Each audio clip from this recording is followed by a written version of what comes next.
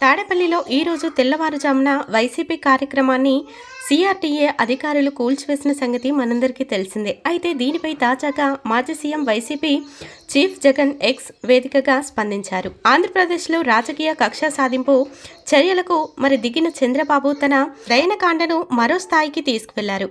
ఒక నియంతల తాడేపల్లిలో దాదాపు పూర్తి కావచ్చిన వైసీపీ కేంద్ర కార్యక్రమాన్ని బుల్డోజర్లతో కూల్చివేయించారు.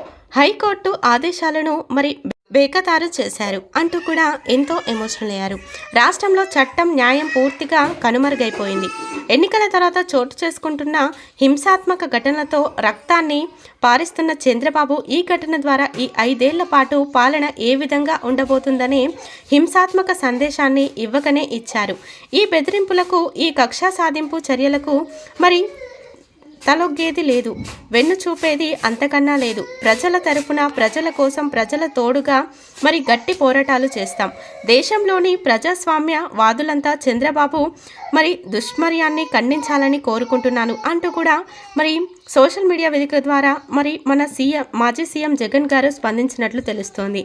ఇప్పుడు ఈ విషయం కాస్త సోషల్ మీడియాలో ఎంతో వైరల్గా మారుతుంది.